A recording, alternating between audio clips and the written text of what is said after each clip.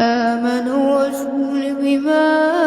أنزل إليه من ربه والمؤمنون كل آمن بالله وملائكته وكتبه ورسله لا نفرق بين أحد من رسله وقالوا سمعنا وأطعنا غفرانك ربنا وإليك المصير.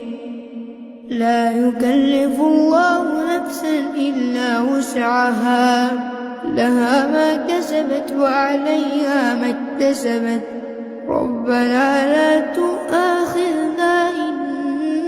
نسينا أو أخطأنا ربنا ولا تحمل علينا إصرا كما حملته على الذين من قبلنا ربنا ولا تحملنا ما لا طاقة لنا به واعف عنا واغفر لنا وارحمنا أنت مولانا